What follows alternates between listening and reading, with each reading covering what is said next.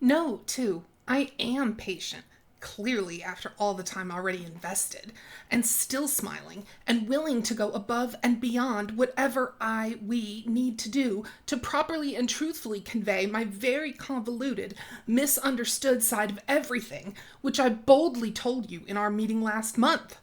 I am dedicated, ready to start, overdue.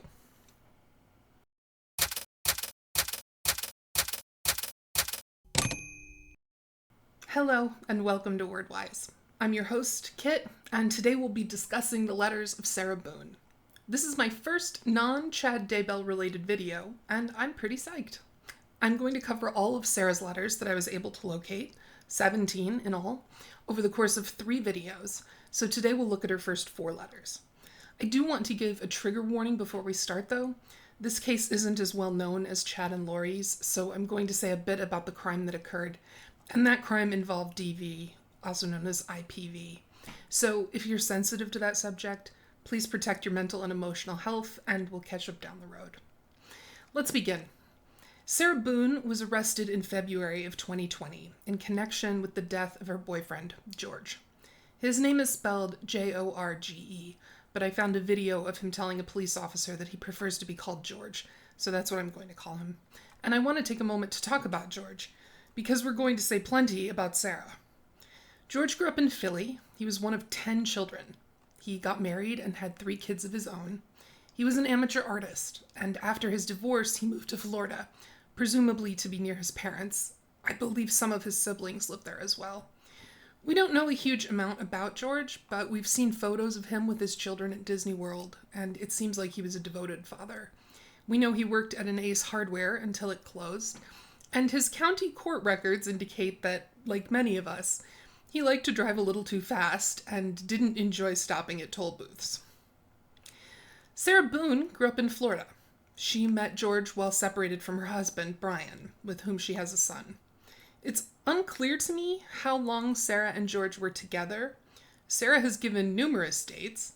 It looks like she was transitioning out of her marriage to Brian while transitioning into a relationship with George, so they were probably together somewhere between 2 and 4 years. Unfortunately, she and George were not a healthy, happy couple.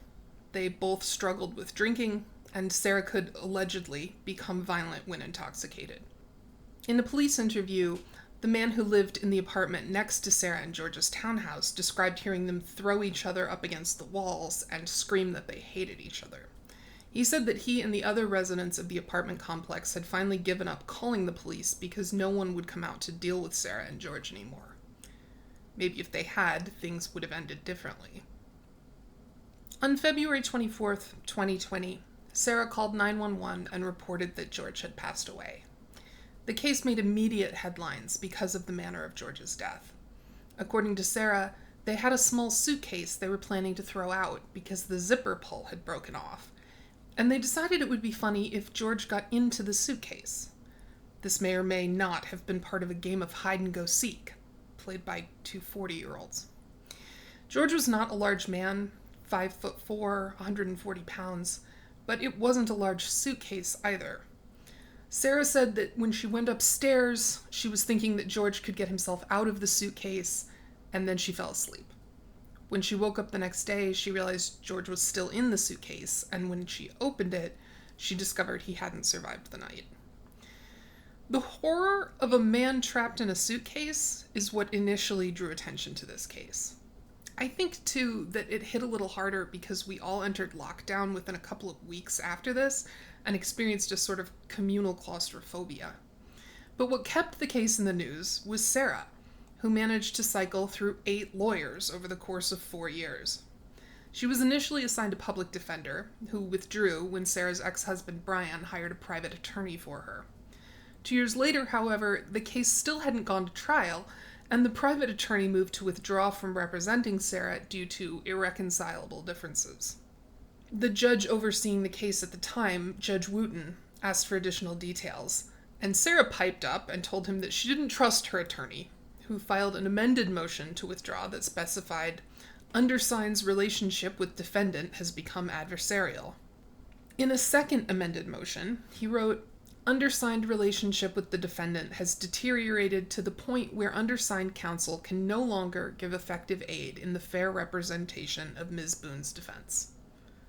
That's not good. Sarah was assigned a public defender, but they had to withdraw due to a conflict of interest. Fourth and fifth attorneys also had to withdraw for the same reason.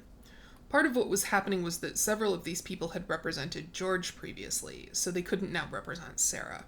These withdrawals weren't her fault, but the fact that she was on her sixth attorney landed her in the news again. Something you need to understand in order to wrap your mind around these letters is the peculiarities of the law in Florida. Florida has some of the country's most liberal public records laws, meaning that it's very easy to access records that might be considered confidential in other contexts. This includes court documents, but also jailhouse records. I can go online right now and see every notable interaction with staff, both positive and negative, that Sarah Boone has ever had. I can look at any document in her case that wasn't filed under seal. I can watch the video evidence in her case. I can peruse her visitor's log. I can see what she's ordered from the commissary. And I'm not even a resident of Florida. Public access to information about Sarah's case is going to be one of her biggest bones of contention. On July 22nd, 2022, Judge Wooten assigned Frank Bankowitz to represent Sarah, and a few months later, the first of the letters was made public. I'm not going to read the entire text of all her letters, because that would become tiresome rather quickly, but I am going to read the entirety of her first letter, because I want you to get a feel for how she writes. Also, just to be clear, when I say first letter, I mean the first letter I was able to find that was publicly available. There are others. This first letter is to her attorney, and if you're wondering how we have access to a letter that would normally be protected by attorney-client privilege, keep wondering. We'll get there. Mr. Bankowitz, I am writing in regards to not hearing from you and am becoming very concerned after receiving no response to any of my daily calls or from the letters I've sent. As of today, October 3rd, you have been my court-appointed attorney for almost 3 months, 12 weeks, 84 days, and only spoken to me 3 times. So, what can we conclude about Sarah based on this first paragraph? Well, just looking at the image, it's clear that she learned to write a proper letter in school. It's formatted quite neatly, and the first sentence is great. It's straightforward, it's succinct, and it introduces the topic of the letter. But that second sentence has a little salt on it. You can hear that she's irritated. This thing she does where she writes 3 months and then puts in parentheses 12 weeks, 84 days, as if her attorney can't do the math himself, is very condescending, and it's going to be one of the hallmarks of Sarah's letters. Next, she doubles down on being condescending and lists the exact interactions she's had with Bankowitz. 7/14/2022. Video introduction, 15 minutes. 8/2/2022. Video update, 15 minutes. 8/22/2022. Visit in person, 90 minutes. I have written 2 letters in the meantime also. My most recent I sent on 9/12/2022 with no response. I am unaware of the difficulties you are having in communicating with me, video, phone, letter, in person, especially via phone, which to me is the simplest form of doing so, even if just for a brief update, which takes only minutes. I believed by you giving me your personal cell number, you were going to answer. I would at least know all is well and have a better understanding of the status of some things, what to plan on, or what I may need to work on. Admittedly, if my attorney gave me their cell number, I would expect them to answer too. She's not being unreasonable in that. I think this last sentence is important. I would at least know all is well and have a better understanding of the status of some things, what to plan on, or what I may need to work on. What do we hear in this sentence? We hear that Sarah is anxious. She needs to know that all is well. She wants to know the status of things because she wants to know the future. But then there's this really interesting bit at the end, what I may need to work on. I have never been a criminal defendant. The closest I've come is a civil suit I filed against a woman who smashed into my car. But I wonder what it is that Sarah thinks she needs to be working on in this situation. Part of the point of having an attorney is that they and their team do most of the legwork. Plus, she's in jail. Her ability to participate in her case is fairly limited, and I assume whatever information she needed to provide to her attorney would have been provided to the one she spent 2 years working with. But she wants to be involved and informed. Remember that. Before I continue, I have to bring something up. When I first saw these letters, I was immediately shocked by one thing, something I have never seen anyone else do, or rather fail to do, and something I haven't heard any of the people who have discussed these letters comment on. As far as I can tell, in the dozens and dozens of handwritten pages Sarah has submitted to the court, only once has she written something incorrectly, crossed it out, and corrected it. Just once. I keep a diary by hand, and I don't think I can make it a page without writing something incorrectly. Some days I can't make it a paragraph. But I did find one instance where she went back and wrote a word she'd omitted. And that single correction are it. The only explanation I can think of is that she isn't rereading these letters before sending them out. But that leads to more questions. Why isn't she rereading them? She's sending them to court, and they reference a second-degree M case. The stakes are about as high as they get. Is it because she doesn't care? I doubt it. One thing we're going to learn is that Sarah is incredibly worried about how others see her. She wants these letters to come off as very smart. If she saw a mistake, I think she'd correct it. It certainly isn't because she doesn't know how to correct her writing. Throughout, she demonstrates that she's reasonably intelligent and paid attention in school. I suspect she isn't rereading them because she's too impatient and impulsive to bother. And we're going to see the evidence of that in the rest of the second paragraph, where she starts to get worked up. And I'm bringing this up now because I'm going to read some sentences that aren't quite sentences, and I don't want you to think you misheard me. With no communication makes my end more difficult, drawn out, and painful. Please figure out whatever necessary for my phone calls to be answered, which you will be reimbursed for when you submit your costs. It feels at this rate of communication and meetings, and you just coming on board, not having all of my discovery to go over still, on top of everything else to be done and depth. How much longer am I really going to be here added to the 32 months already? Especially if we communicate however you eventually do only one time a month, if that.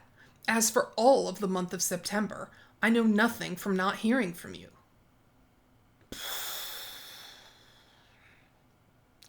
A lot of Sarah's letters read like this. There is a breathless, frantic quality to the writing. It's intensely stream of consciousness, and I think that's why she makes so many mistakes. She's writing as fast as she can, trying to get all her feelings out. I also wonder if, and this is entirely speculation, if she has difficulty concentrating.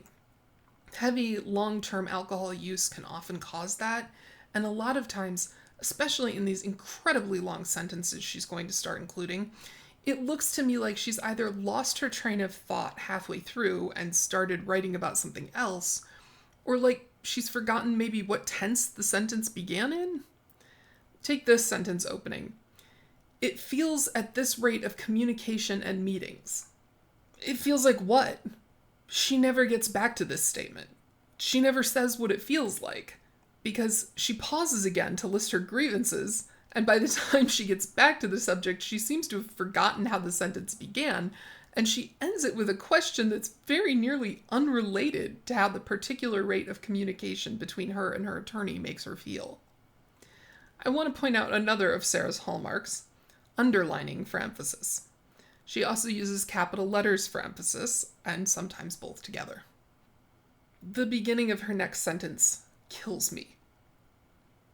I understand you have other clients, as I am one also.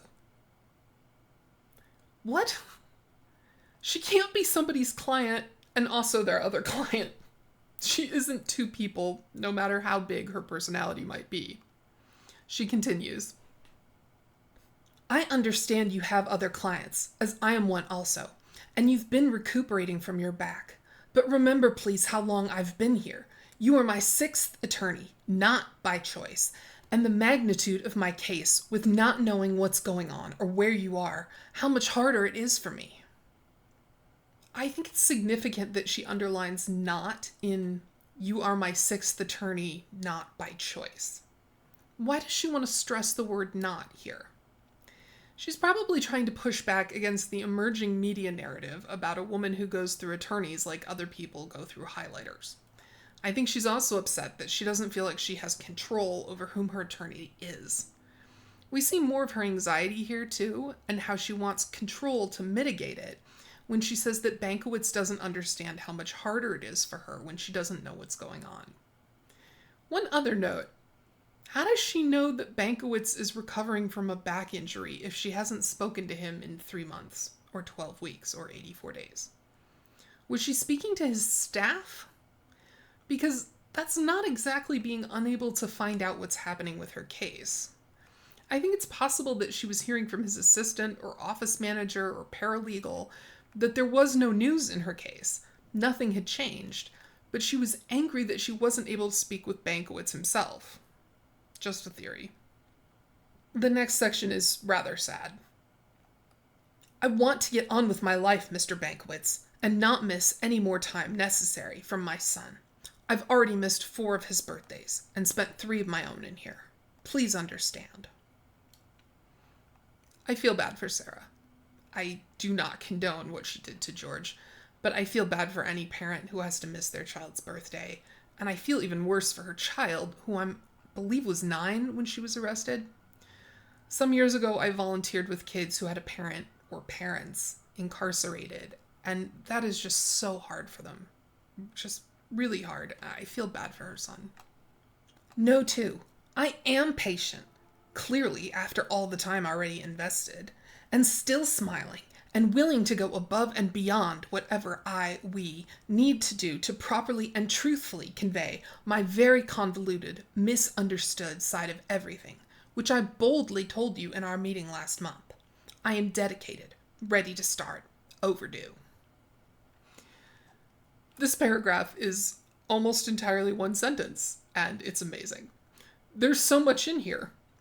First of all, the fact that she underlines "am" in "I am patient" leads me to believe that somebody has been telling her that she needs to be more patient. But then she says it's obvious that she's patient because look at all the time she's already invested. She hasn't invested any time. Being in custody while awaiting trial isn't time invested because there's no payoff. It's not as if she could choose not to spend her time this way. She says she's willing to go above and beyond to do whatever Bankowitz needs her to do, which again leads me to wonder in what way she believes she can help. In a world where Sarah gets everything she wants, how would Bankowitz respond to this? She then refers to her very convoluted, misunderstood side of everything, which succeeds in making me wonder exactly what she's talking about. I don't want to get into too many details of this case, and Sarah is innocent until proven guilty, but what the trial is going to determine isn't whether or not Sarah left George in the suitcase. It's what her intentions were. Were her intentions convoluted? This isn't the Reed case where there were 80 people and hundreds of pieces of evidence involved. Sarah says that she boldly told Bankowitz her side when they met last month. Last month. This letter is from October, but according to the list of meetings Sarah included on the first page, she didn't meet with or hear from Bankowitz in September. She lists that the last time she heard from him was August 22nd. Is this another typo, or is she lying? I can't say. I'm going to try to give credit where it's due, though, and I'll say I kind of love this last sentence here. I am dedicated, ready to start, overdue. Is it too much to say it slaps? Sarah didn't go to college, as far as I can tell, but I think she could have been a pretty good writer. At the very least, she has one thing Chad Daybell doesn't, and that's style. In the next paragraph, the tone of the letter changes dramatically.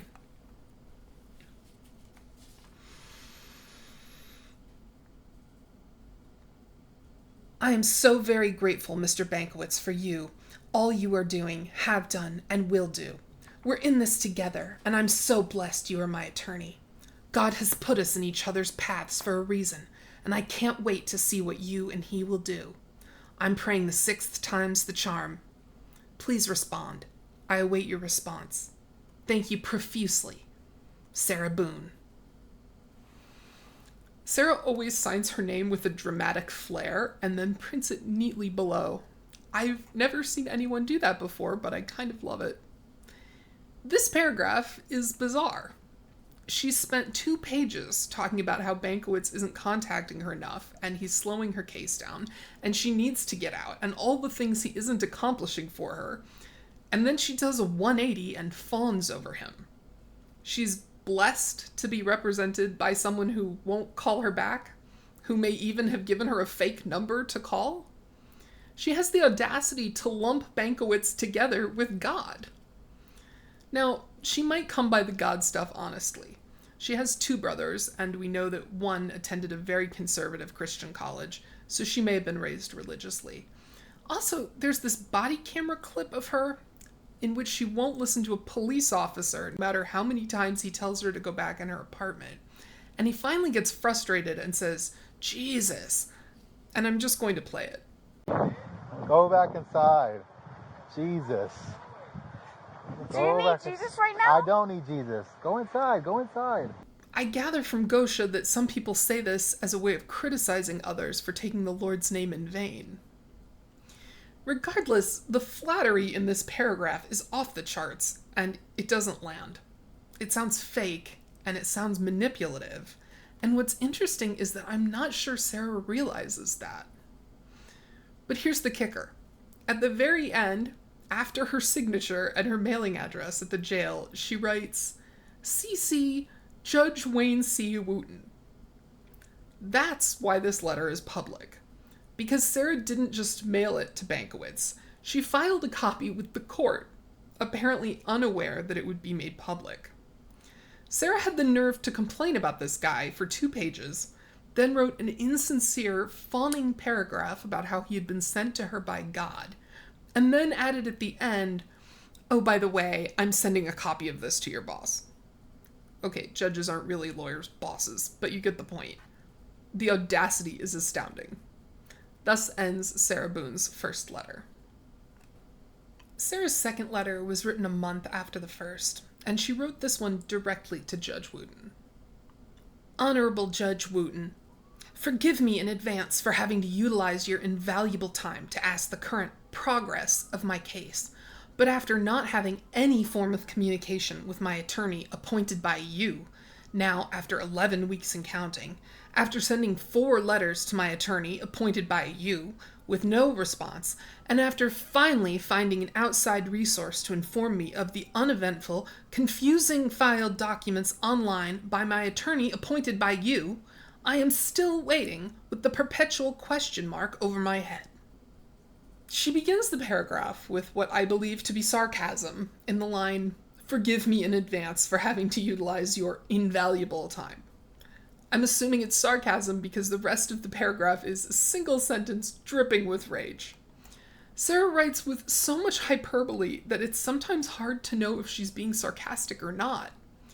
Also, the repeated use of the phrase, my attorney appointed by you, suggests to me that she partly blames Judge Wooten for the issues with her attorney. Now, if her attorney did in fact ghost her, obviously that's a problem. I don't know if that's what happened. That's certainly not what Bankowitz is saying happened, and he's spoken about Sarah in the press, perhaps more candidly than he should have. And Sarah, I don't want to call her a liar, but I think it's safe to say she's not a reliable narrator. Luckily, courts keep records. There was a pretrial conference held a week before this letter was written, and we know from the records that not only was Sarah not at the pretrial conference, but Bankowitz didn't make it either.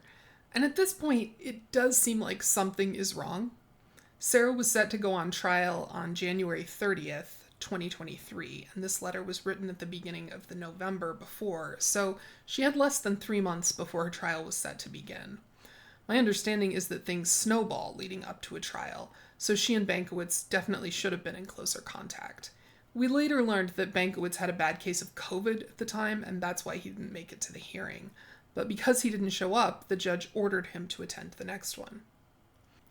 If this were fiction and not a real letter, I would say the reference to an outside resource is foreshadowing, but instead I'll just say it's the first mention of Sarah's supporters. And yes, she seems to have some supporters. One of the fun things about Sarah is that she writes much like she speaks, so many of her sentences are formed using an emotional, perhaps colloquial logic, rather than grammatical or syntactic logic.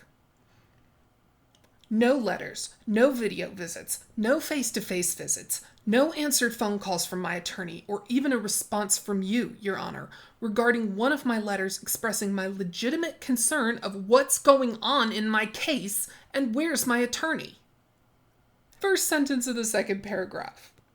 Clearly, she's going a bit crazy on the inside without news. If there is no news about her case, she wants to know why there's no news about her case. Farther down in the paragraph, her rage boils up to the point that she returns to writing massive run-on sentences. I will do my best to properly interpret her rants. What is the reason? Why haven't I received a letter, even a 15-minute video update, anything?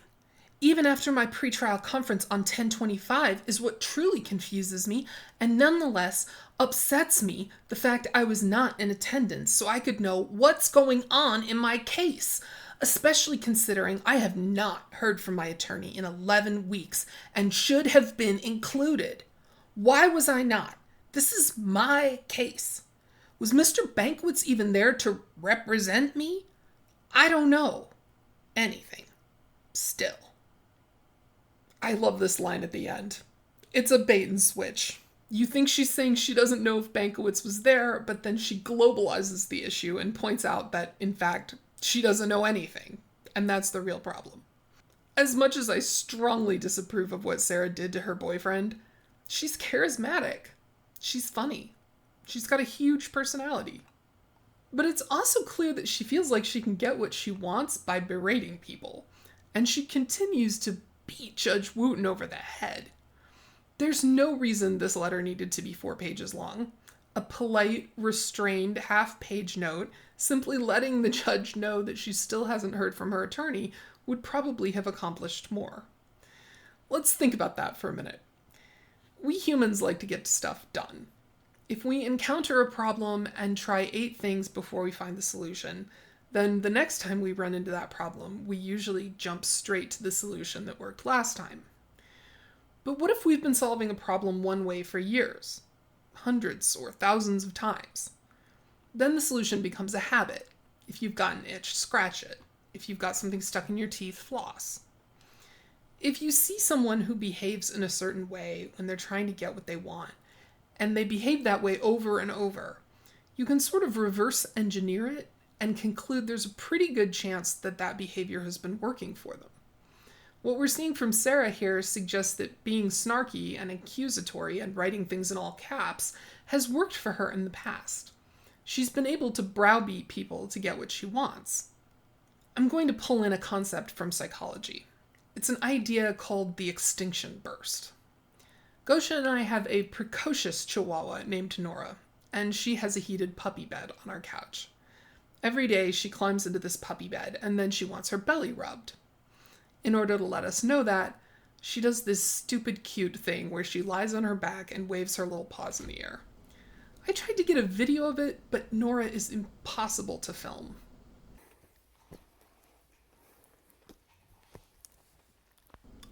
I don't know if it's really that adorable or if we're just suckers for her, but she does it and we rub her belly.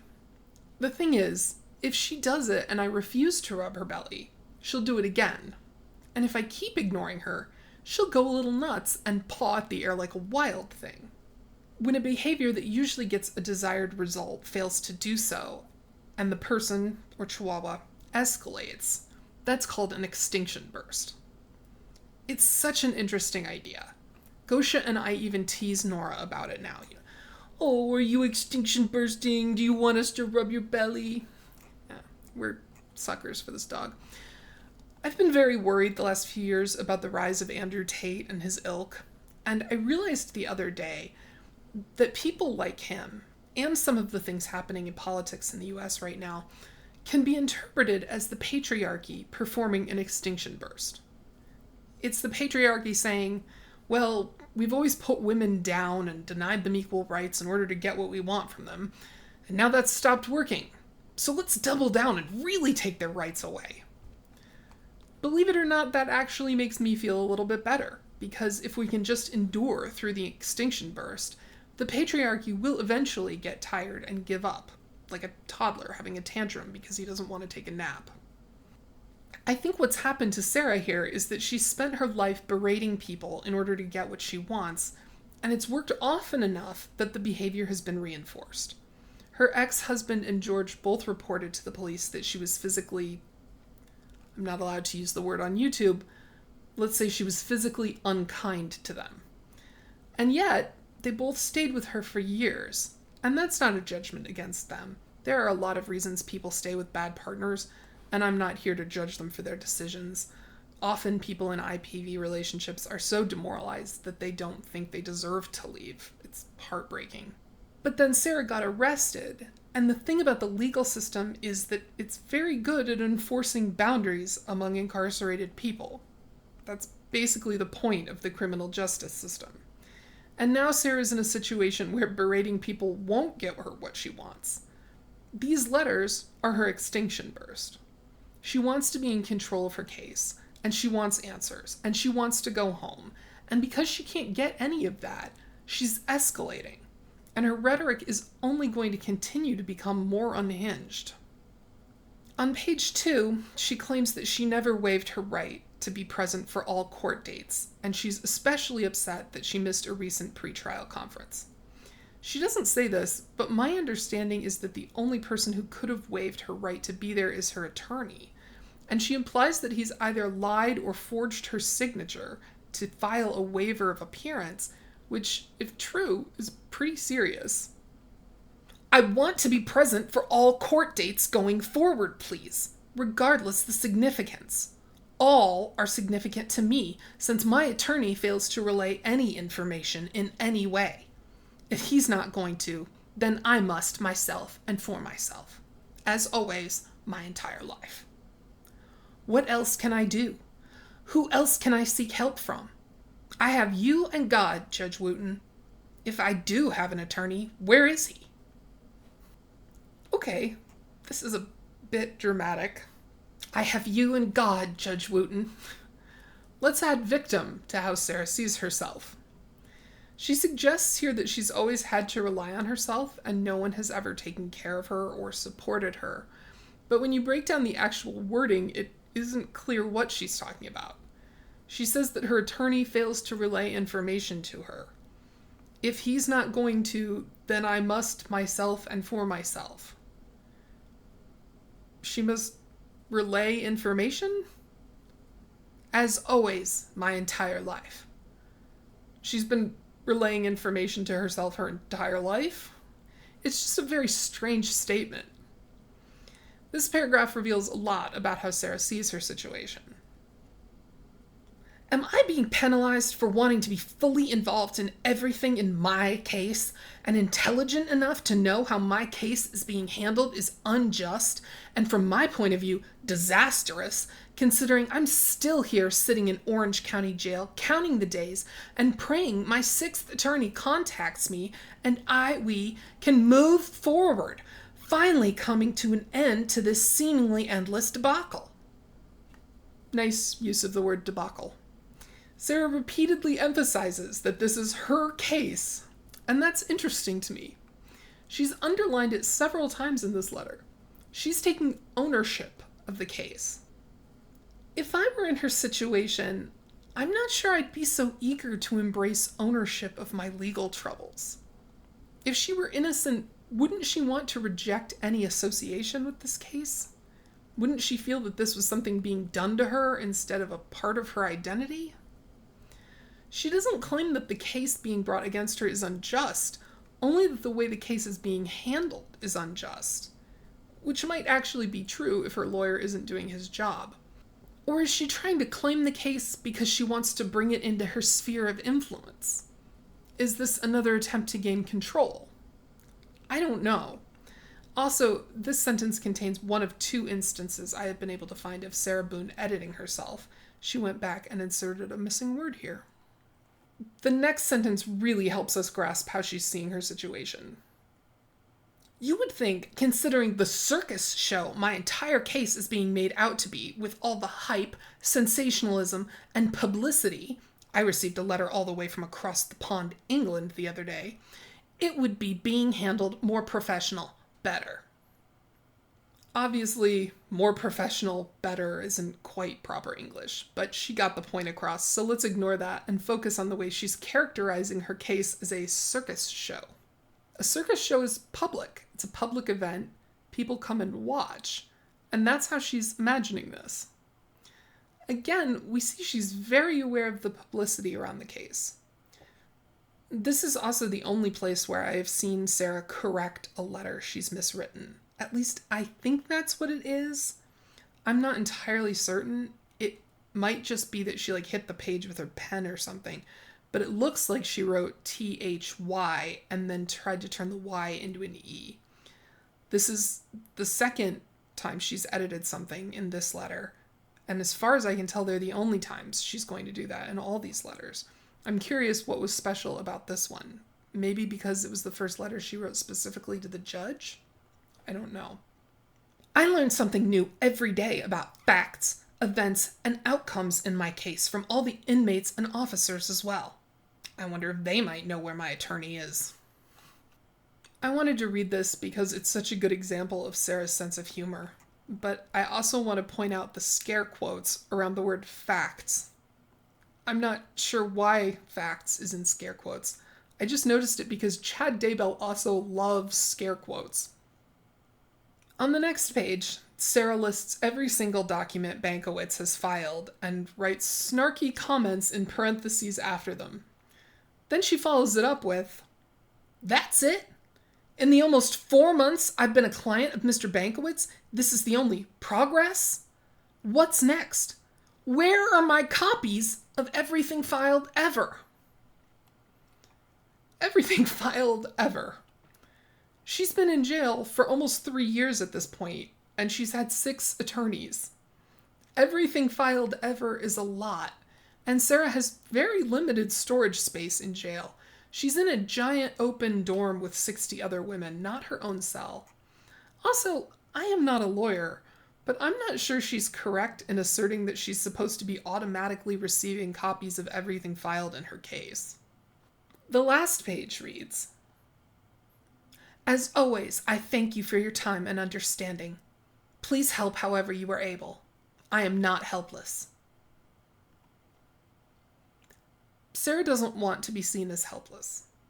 Sarah doesn't want to be helpless. What's curious about this is, first, it's a non sequitur, and second, she kind of is helpless. She doesn't have control. She doesn't have power. But she feels so strongly that she needs to emphasize the opposite that she just blurts it out in a context where it doesn't fit. She continues, "I am ready to get this show on the road and to hear from someone other than myself asking the same question over and over and over. What's going on in my case? Or how many more pens will I exhaust asking?" I like the image of an exhausted pen. That's the kind of anthropomorphization I can get into. But let's back up to the beginning of this sentence. I am ready to get this show on the road. Why is am underlined? The only reason I can think of for placing the emphasis so deliberately on the word am is that she's contradicting something or someone. Did someone accuse her of stalling? Perhaps one of her 5 previous attorneys? Thus ends Sarah Boone's second letter. Sarah's third letter, written 32 days after her second letter, begins with the line, "Summary of progress. Numbers only. It's all I have." Playing the sympathy card right from the start. Now that's a bold move. She follows it up with an even bolder move and lists how long it's been since certain things have happened. 1. Since appointed by court, Frank J. Bankowitz, attorney number 6. July 11th, 2022. 21 weeks, 147 days, and counting. The last item on this list reads 5.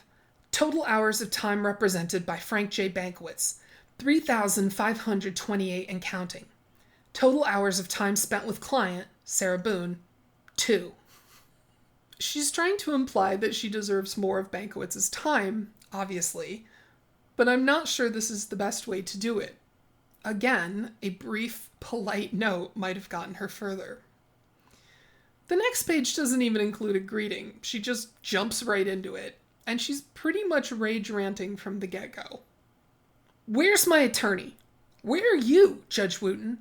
I understand the holiday mode everyone is in as we inmates sit and wait for it to pass, but before we come to the end of yet another year, almost 3 for me in OCCD, it would be respectable of the court to please advise the status and location of my attorney foremost, and also provide any real progress of my case, which is difficult to do and further without an attorney. Nonetheless, after being appointed so many, I thought hopefully the level of dysfunction would be lessened. Unfortunately, to date, I am sadly mistaken and feel I've been severely misled.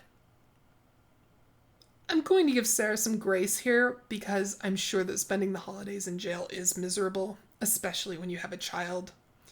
Does that justify sending blistering missives to the judge? Probably not. Also, George's kids were spending their 3rd Christmas without their father, and they couldn't even call him. Sarah never mentions George in these letters. Not once. Observations about this excerpt. Sarah is not afraid of adverbs, and she employs them here to imply that someone, possibly Judge Wooten himself, has been lying to her. But she does it in such a way that she has plausible deniability in case she gets called out for it later.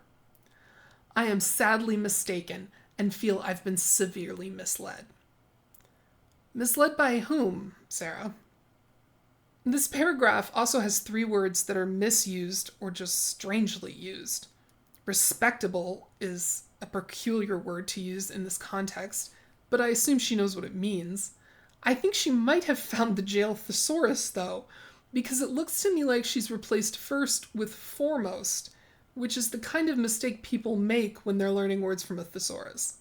She's misused nonetheless in more than one letter. I can't even get a handle on what she thinks it means. She uses it in so many different contexts. The next paragraph casually mentions that she's taking her complaints to the governor. I'm surprised she didn't just slap CC the governor at the end. Then she returns to her previous complaints about the publicity surrounding her case. It's becoming a theme. Some of the major legitimate concerns of mine are the violations of my constitutional rights, the degree of neglect, and the nonchalant approach by everyone in my case to substantially progress, and the illegal, non-permissive release and distribution by the Orange County Sheriff's Department of crucial, confidential case files, videos, photographs, documents, etc., pertinent to my case, which I have not even seen or even know about.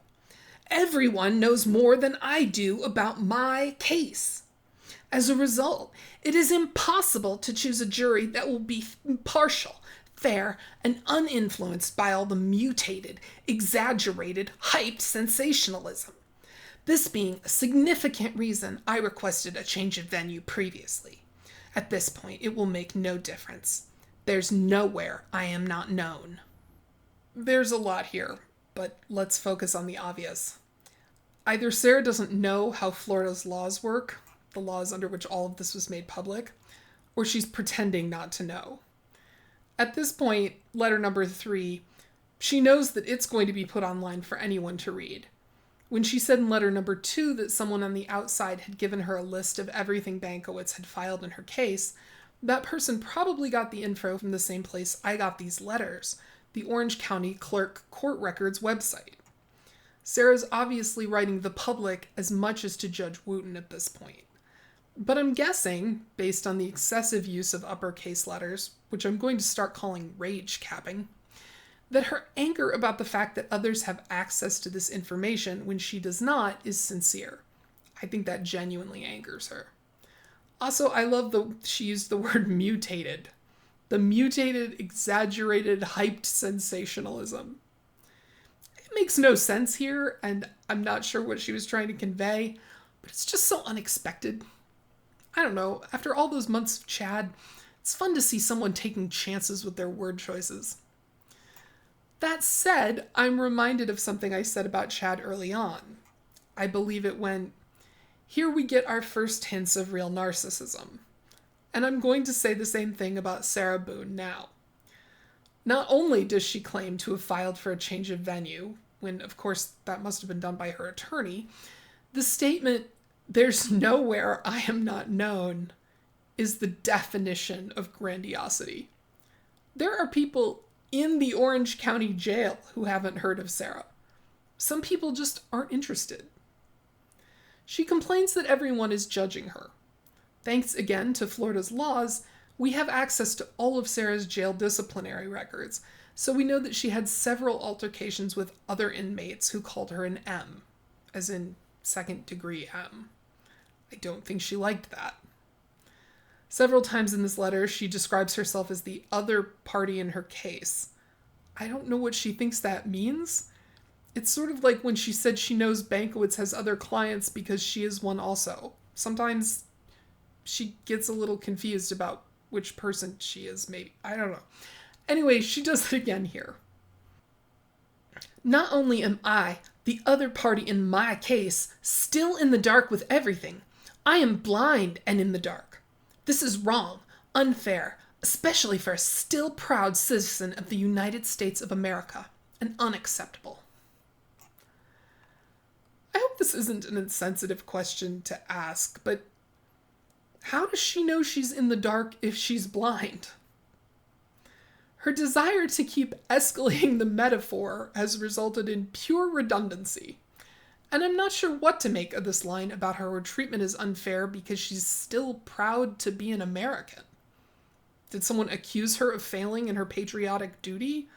Or that people who aren't patriotic don't deserve rights? Then she says again that there's much more to her story that people need to understand before casually repeating that she's hopeful the governor will fix all this. I think she might be barking up the wrong tree. She ends by wishing Judge Wooten happy holidays. Oh, no, she doesn't. Now I see. She can't end with CCing the governor because she's going to end with a note CCing Bankowitz. Her determination to try to pit members of the justice system against each other is incredible. Thus ends Sarah Boone's third letter.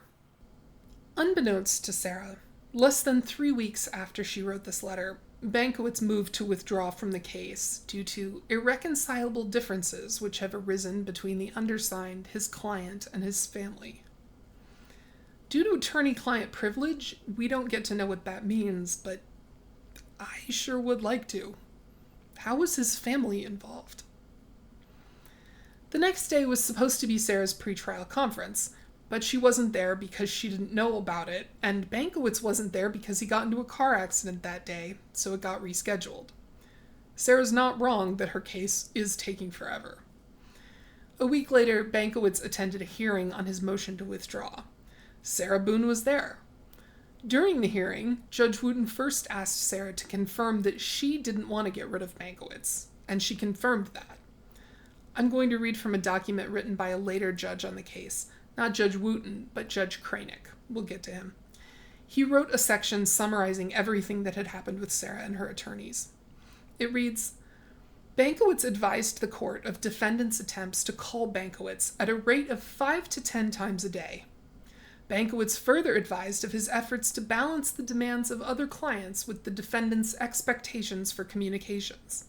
In response, defendant reposted that Bankowitz's representations were untruths, raised Bankowitz's prior public reprimands for lack of communication, alleged Bankowitz's actions in this case rose to a similar level, and then sought to remove Bankowitz. The court pointed out defendant's inconsistent statements within minutes of them being made, and addressed concerns over defendant's motivations, especially when there is something defendant disagreed with. the court specifically advised defendant that she is not entitled to an endless line of court-appointed lawyers until you find the one that you personally prefer. So basically, Sarah didn't want to get rid of Bankowitz until she found out that he wanted to get rid of her, and then she tried to get rid of him first. Very mature. Bankowitz had previously been reprimanded for failing to communicate with a client, which does lend some credibility to Sarah's complaints. What I think is interesting, though, is that Sarah knew about this reprimand. How? How did she know? Well, the Florida State Bar's website has all the details, but Sarah didn't have internet access while she was in jail, which means someone either looked him up for her or knew about his reprimand and decided to clue her in, which raises another question. When? Did Sarah know before or after she wrote her first letter to Bankowitz, the one she CC'd to the judge? Because if it was after, then I might believe Bankowitz was making the same mistake twice.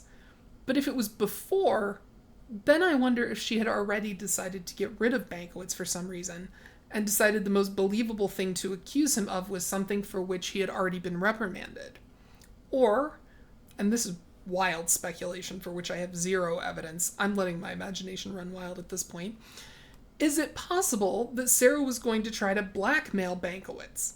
That she threatened, if you don't manage my case the way I want, I'll tell the court you're doing the same thing to me that you did to that other client. That probably didn't happen, but I also wouldn't put it past her. The hearing ended with Sarah agreeing not to request that Bankowitz be removed, and Judge Wooten denying his motion to withdraw. And that brings us to Sarah's fourth letter. Mr. Bankowitz, hello and Happy New Year. I hope the holidays were lovely and very memorable for you and your family. Why so polite, Sarah Boone? Could it be that you finally got the attention and control you've been craving? I just wanted to check in, as I have not heard from you since the status hearing back on December 27th, 2022, and I want to confirm you are still my attorney after your motion to withdraw was filed December 19th, 2022. It is my understanding you are, which is why I'm writing to you directly, but also including Judge Wooten for fear I do not receive a response like the last almost 5 months, 21 weeks, 147 days. There she is! Good Lord, woman. This is so manipulative. She's polite, she's friendly, and then at the end, she reminds him how awful she can be and basically threatens Bankowitz to do what she wants, or she'll continue to make a stink with Judge Wooten. She follows this intimated threat with a demand that they meet so that she can tell him her questions and concerns. But just in case they can't meet, she's going to list those questions and concerns for him now. First, she wants to attend her pretrial conference later that month. Totally reasonable. Second, she wants to sign a document to unwaive her future appearances. Okay. I can't actually find any filings with the court that say she waived her appearances once Bankowitz began representing her, but maybe that isn't the sort of thing that would be on the county clerk's website. I don't really know. Third, and now we get into it. 3. Reason for withdrawal. It was not made known by you as my attorney or stated by the judge to the court during the status hearing. I was completely blindsided and still massively confused for the attempt, as our attorney-client relationship hasn't even been established from the 2 hours we have spoken, out of the now 4,536, and the general information it was when we actually did. If you had genuine, legitimate concerns, I thought from a professional, moralistic standpoint you would have discussed with me, or at least mentioned rather than being uncommunicative for almost 6 months, an entire half of another year from me just sitting here with nothing to show but the perpetual question mark still over my head. I would have hoped if you were unable to maintain your workload, which still presently includes me as your client, you would not have made the decision to take on my case and even give me selling points on all your capabilities and resources. Why? Please help me understand. We are supposed to be working together and for each other rather than against. It worries me futuristically. That's not a correct use of futuristically, but it is hilarious, and she uses it like this throughout her letters. Unlike concerns 1 and 2, number 3 has nothing to do with her upcoming trial. She's just insulting him, and then she has the nerve to demand that she be given a copy of his motion to withdraw. 4th, she's ticked that he didn't get her access to his phone account. I don't know for certain quite what this means, but I suspect it's something that would let her make phone calls that aren't collect, as in she could charge them to her lawyer. I understand why he didn't follow through with that one. She finishes this section with, "Please help me understand why you gave me your personal cell phone number." Probably because he didn't know her yet. Also, to clarify for you, the judge, etc., I did not avidly search for the statements regarding your public reprimands in 2015 and 2018.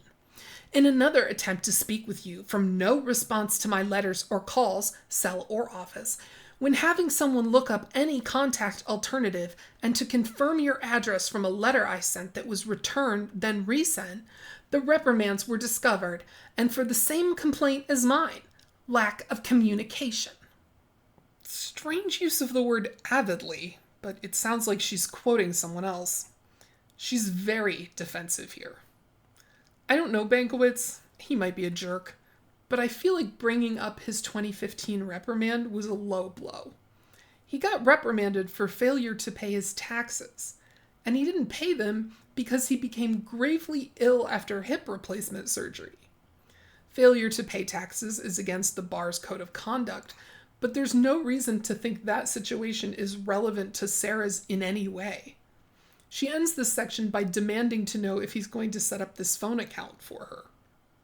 5th, discovery case materials. In the status hearing, you stated you have 2 boxes of information that are out of order and unorganized. Have you organized and reviewed?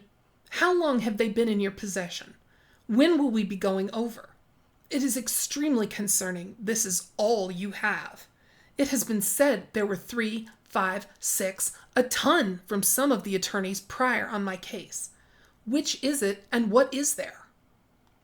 If I took every short story, every poem, every piece of creative nonfiction, and every novel I've written since I was 14, printed it all out, and put it in banker's boxes, I'm still not sure it would fill 2.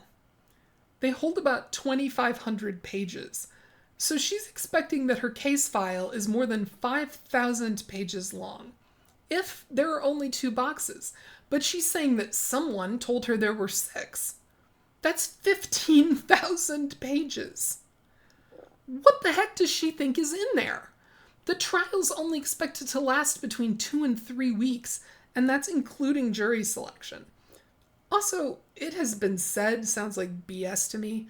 That's the kind of intro I see people write before they quote themselves anonymously. I don't know what you have.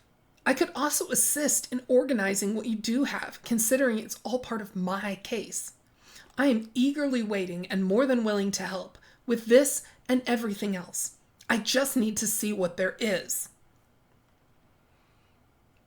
I see 2 possibilities here. The first is that her need to see her discovery is part of her desire for control. It's not like she doesn't know what's in there. She knows the facts in her case. I think this is the more likely possibility, especially given that she then stresses how much she wants to help and just be involved. The second possibility, though, is that she's worried about a particular piece of evidence. She's so concerned with knowing. What is there? I don't know what you have. I just need to see what there is. It's a little suspicious to me. 6th, she wants to know if there's a new prosecutor on the case, and if so, what his name and background are. Again, a little controlling, though not unreasonable. She decides to conclude with an emotional appeal, or possibly a preview of the speech she's going to make when she's found not guilty. Also, I'm going to add the word I, which I believe she omitted. Mr. Bankowitz, you must understand how insignificant I have been made to feel with the never-ending debacles, hurdles, and stumbling blocks I have and am going through and still facing since becoming incarcerated. No one seems to listen, ever. I refuse, absolutely refuse to believe this, my entire experience to date, really is how our justice system operates. I refuse because, as said to you, Judge Wooten, the court, to everyone else in the status hearing, and to anyone who truly cares, my reason is hope, never ending, no matter what, hope, this being the entire reason I am even here for my incarceration. Nothing is impossible with God, and I await my day to say my truth and side of everything. Please don't give up. I have not and will not, ever. Holy cannoli. There's so much here. She complains about feeling insignificant, which tells us she wants to feel important. She complains that no one listens, which tells us she wants to be heard. Then she introduces a theme to which she'll return repeatedly: hope. She's been claiming since her police interview that hope is what got her into this situation, and she's going to keep claiming it. She refers to her trial as the day to say her truth and her side of everything, reiterating this need to tell her story. I've heard that narcissists think they can talk their way out of anything. That's certainly the vibe I'm getting here. Thus ends Sarah Boone's 4th letter. That's as far as we're going to go in this video. I think when these letters came out, a lot of people were willing to believe Sarah, that she wasn't the reason the trial kept getting delayed. However, over time, it's going to become apparent that Sarah is the problem, and I'm a bit skeptical about a lot of what she wrote here. If Bankowitz really wasn't communicating with her, why didn't Judge Wooten step in? Did he do so privately, or did he speak to Bankowitz and conclude Sarah was in the wrong? I have a theory that Bankowitz's phones, both his office and his cell, are set to reject spam calls, and that probably prevents collect calls from getting through too. I think that's why no one ever answers when Sarah calls. As for this phone account she keeps demanding he set up, I'm pretty sure that's an account that would bill him for any call Sarah makes, to anyone. So while she says that Bankowitz is ignoring her, I doubt that's the whole story. He isn't legally obligated to pay for her phone calls, and in fact, as we're going to find out, he won't be reimbursed for them. He gets a flat fee. Next time, we'll dig deeper into Sarah's letters, which will become increasingly outrageous as she becomes more desperate. I hope you'll join me. If you enjoyed this video, please consider liking and subscribing. Please don't reach out to anyone involved with this case, especially not Sarah, and remember to use your words wisely. Thanks. She follows this intimated threat with a demand that they meet so she can get him to tell her her questions and She follows this intimated threat with a demand that they meet so she can tell him her questions and concerns, but just in case they can't meet, she's going to list them for her now.